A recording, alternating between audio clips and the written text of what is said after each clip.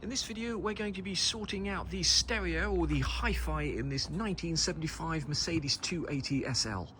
When we bought this car as a painted shell on eBay 3 years ago, it came with a box of bits, and in that box of bits was this Pioneer stereo here, and we certainly won't be putting that back in the car. It's always been my intention to put in the original or period stereo in this car, which would have been either a Becker or possibly a Blaupunkt. The only trouble with that is whilst they may look good, obviously the tape decks will not necessarily be relevant in today's modern world, and indeed half the radio stations won't be relevant either as we've moved over to digital. So I think I've found the perfect solution. In these boxes here are two vintage stereos, period stereos, correct for this car and also I believe my Pagoda, where somebody has taken the time and trouble to take out the electronics, replace them with modern electronics and give the stereos Bluetooth capabilities so that you can use your mobile phone with the stereos whilst everything looks absolutely period. So just have a look at these two beauties here.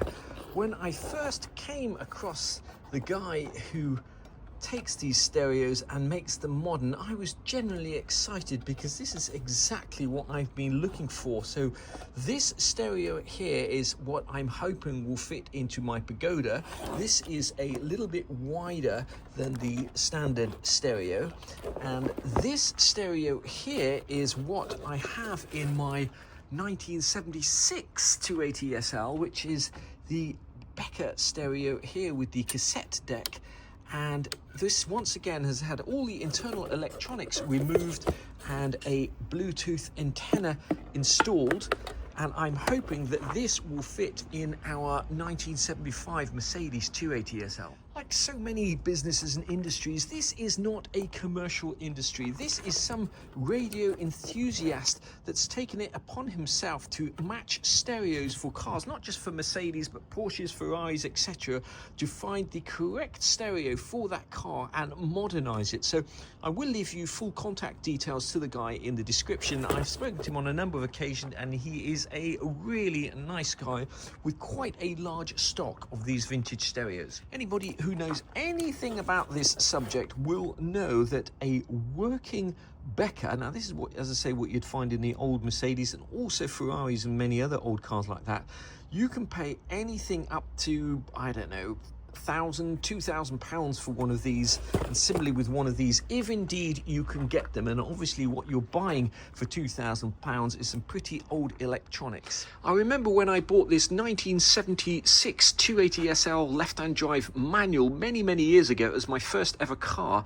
that the previous owner told me that they had actually been offered over £1,000 for the stereo in this car, which is a working Becker Mexico. Well, having looked into the matter, I can see that that's actually potentially correct. Now the strange thing is that this stereo here, with its modern electronics and Bluetooth capability, cost me just £300, which I know that's a lot of money, but in the grand scheme of things and in the context of how much these stereos cost, is potentially a bargain. Now, this stereo here also cost the same amount, £300, and it was my intention originally to put this stereo in the car, but as I mentioned, they are slightly wider and this does not fit into that gap, so I'm hoping I can use this in my Pagoda. So my plan is to try and hook up this Becker Mexico here into the car and connect it to the new speakers which we fitted in a previous video.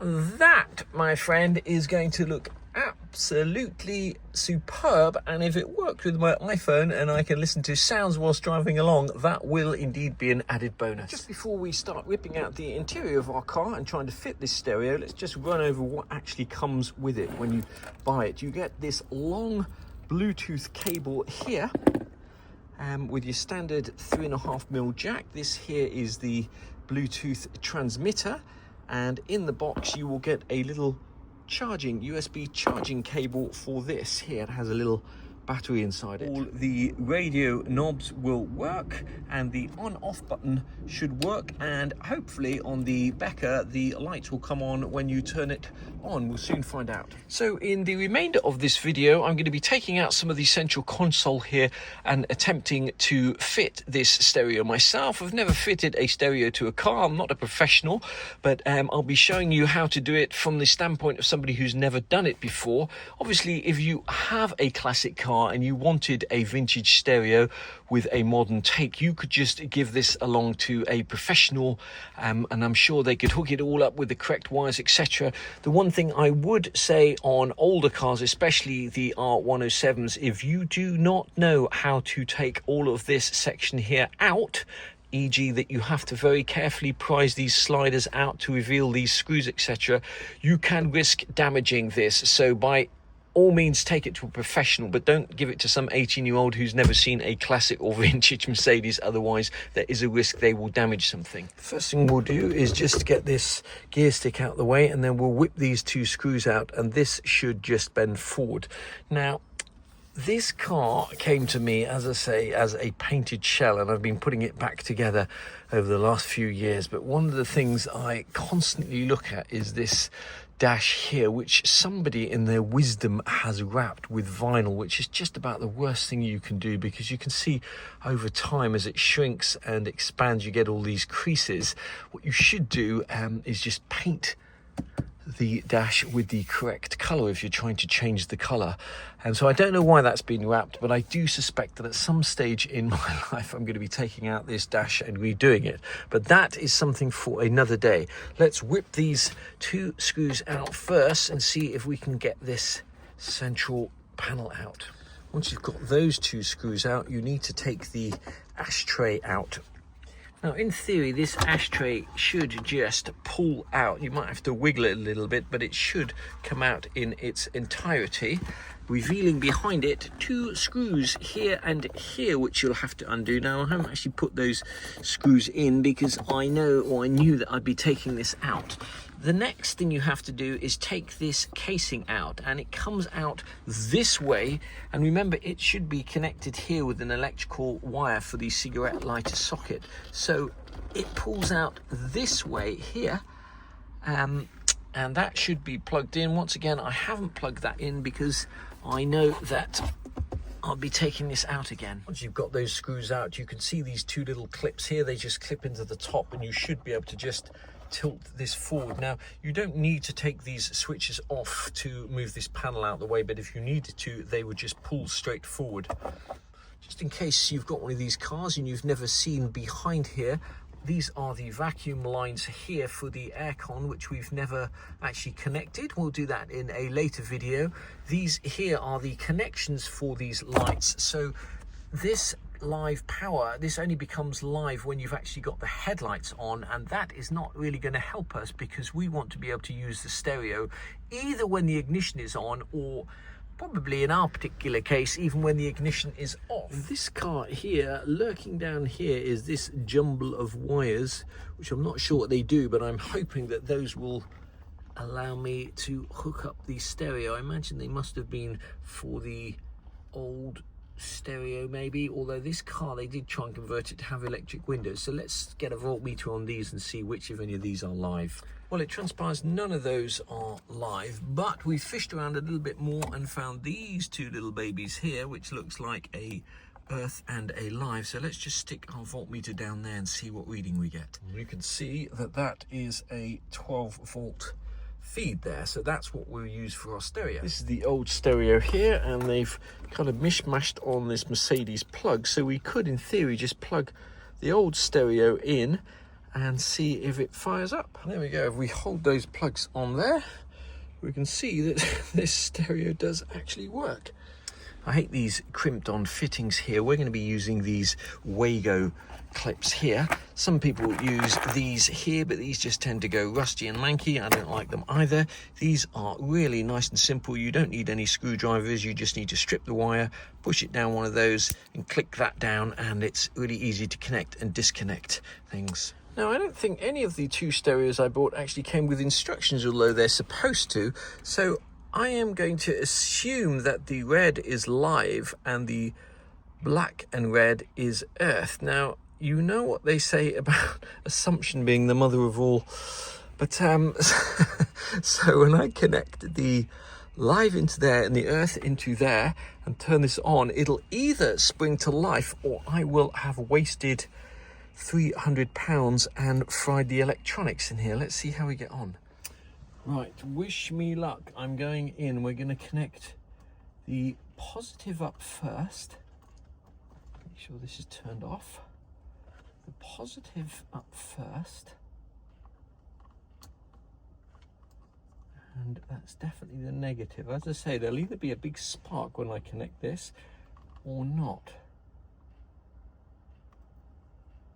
Okay, no spark so far. So when I turn this here on, oh, I'm a bit nervous. Whew, will it swing to life? And it does, look at that. Okay, next up, let's see if we can fish out the speaker wires. One of the speaker wires is here. I don't know why they do them so short, but we're going to need to get a longer piece of wire, I think, and see if we can get any sound out of this baby. This is just a roll of bell wire that I bought ages ago for testing things like the fuel pump. These Klein wire strippers here have proved to be a real easy, simple way for stripping wires. Simply, this bell wire is coded, so it's got a black stripe down one wire, and you can see this has got a black stripe, so it should just be nice and simple to attach these. You can see how easy it is to attach wires using these WAGO clips.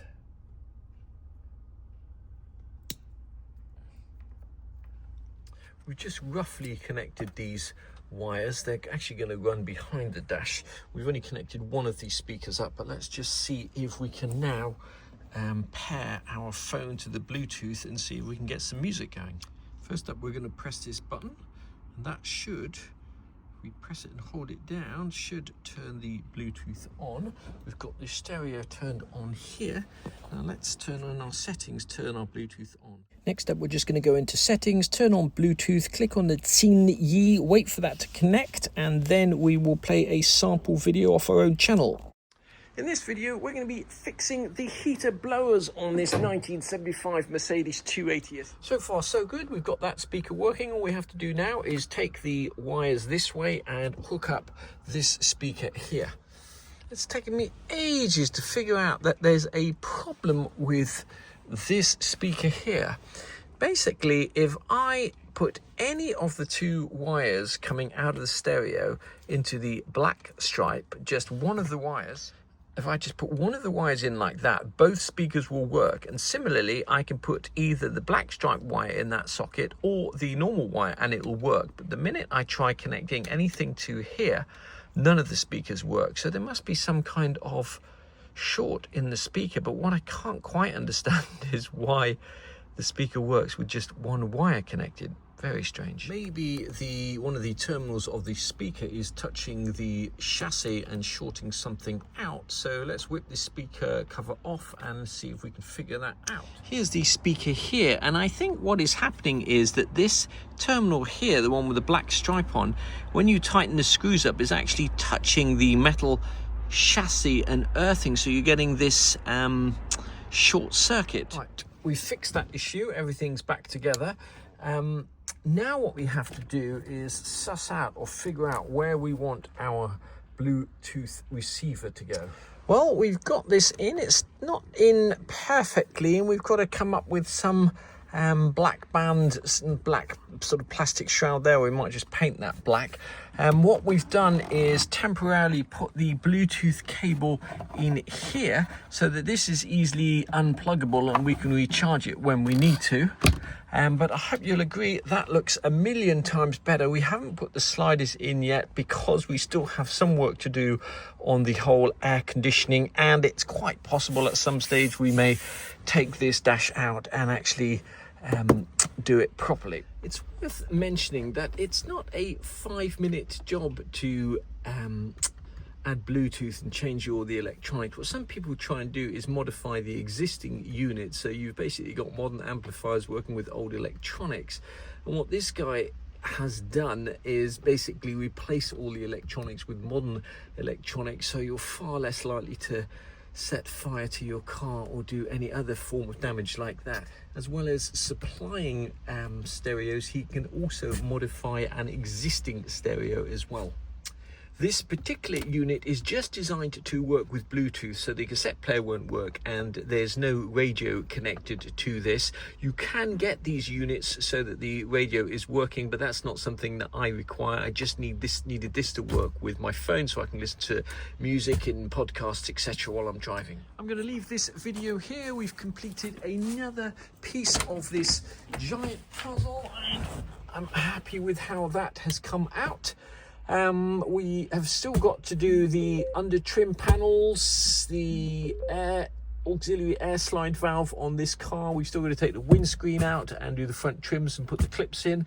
And then of course we've got to go underneath the car and probably take off all the subframes, powder coat them and sort out the handbrake. But we are making progress, albeit slowly.